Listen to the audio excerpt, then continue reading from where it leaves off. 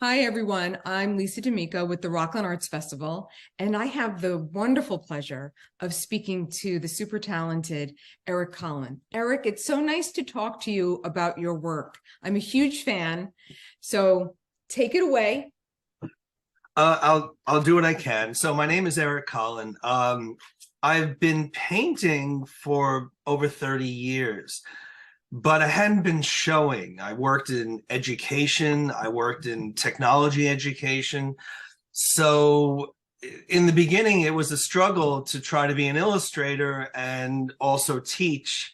So my illustration wasn't really doing very well because I wasn't really devoting the time to it. And I wasn't really authentic because I was really trying to sell it to an audience.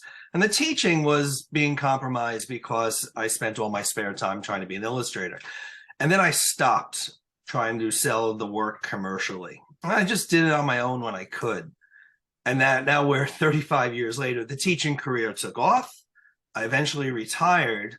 And in my retirement, I decided to apply to the Rockland County Arts Festival, which was the first thing I applied to in many, many years.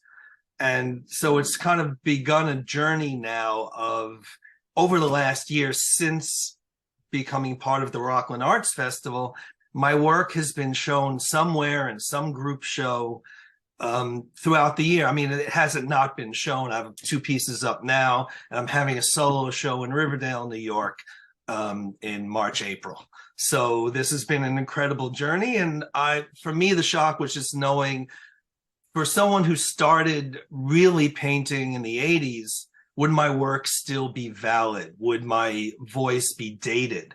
And I found that there's acceptance, and the Rockland Arts Festival events have kind of helped me see that because I got to interact with an audience and stuff. Now, in terms of the work itself, I don't know. People say, describe your work, and I don't have a definition. It's surrealistic, it's sarcastic, it's cartoony, it's painterly. So, if someone can come up with a definition, I'd be happy. I haven't yet, but it's usually some sort of emotional or social commentary. So the works that I've been doing over the past few years that I've been completing have really been about power struggles. And it may have been an influence by what was happening in the country in terms of the politics of respecting power over working together. So just to briefly show, this is a piece that I had put in last year, and it's the cowboy, which is, the show, it represents America in some ways, and the plane, which has become sort of this animal, and there, the cowboy is trying to rein in the plane is resisting. And then I did this thing I called the Queen's Escape, and it's just playing cards. And also it's about them trying to kind of, do their thing to her, and her resisting in a way, or escaping. In some ways it was influenced by the Me Too movement. So the Matador comes in, and now I bought this book years ago at Strand called The Bullfight. It was a black and white book, and it sat on my shelf just doing nothing for all these years.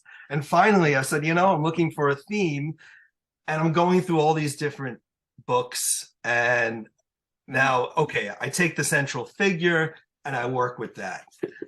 But actually the first thing was just a napkin sketch. So I'm at a diner, and I'm constantly ripping up stuff from the diners when I get bored. And I want to take the idea of this flowing cape being this sort of magical thing, but knowing kind of the contradiction. This bull will be killed. So I'm fascinated by this whole idea of the matador, the pageantry of it. They look like superheroes. It's like royalty, and they're treated like gods and goddesses. And it's so savage. And they're both equally true. I don't dismiss the beauty of the event because of the savagery of it. I have to kind of work that in. So, I mean, that's the reality of it. I know it's now been banned in certain places, and a lot of people are feeling the loss of it, But then again, there's a loss because it is so savage and so cruel. So you can kind of see behind me. So the process was, we'll talk about the process a little. Ideas. I blow up the ideas because I always like to try to keep the layout as it originally was. I did my research. I found, booklets from other countries that talk about the matador. And then I finally did the sketch, which turned, now I'm doing the sketches much bigger, which I can really work on and work out the details. And so that becomes my framework for doing the painting. I'm not quite sure I'm even satisfied with the results, because with this, I can go in so many different directions. And every color I put down could potentially be the wrong color. So it's a kind of a nerve-wracking experience. But here's the result. And that's what's been accepted for the show. I'm now getting prints of it now. So if people, want to take it home, they can. And that's it about the piece. I only work in acrylics, well, other than pencil and pen. With colors, it's just acrylics. And there is a certain illusion that it is watercolor.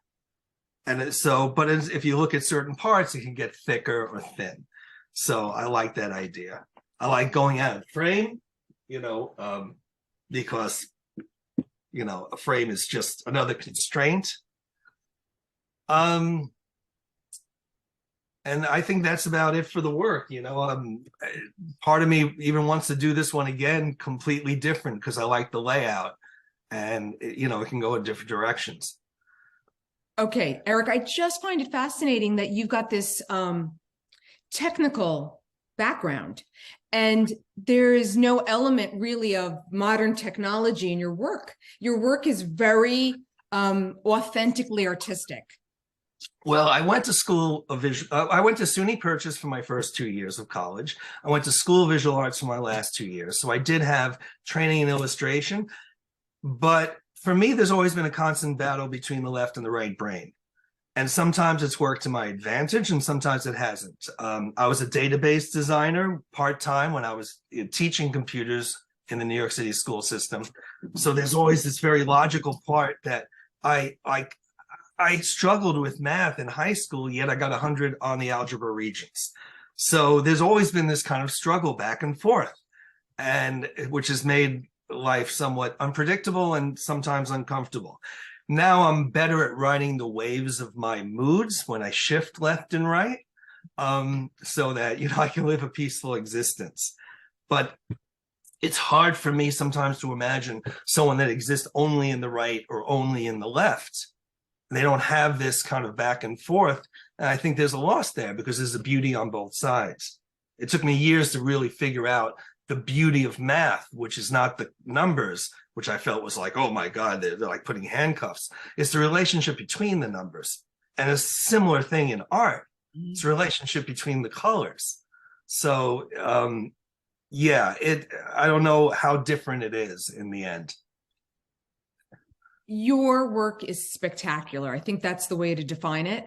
And for everyone listening, I strongly recommend that please, of course, see Eric's work in the festival. Come and meet Eric on February 5th, but follow Eric on social media and check out his website. But please go to Riverdale. I'm coming to Riverdale. I need to know when this is, because yes, I'm trying to arrange the date now, so I will let you know. Work in person is, it's delicious. It's an experience that, I can't recommend highly enough. So thank you so much for talking to me today. And Lisa, thank you for talking to me and for organizing all this and giving us opportunities that we wouldn't have had. So thank you.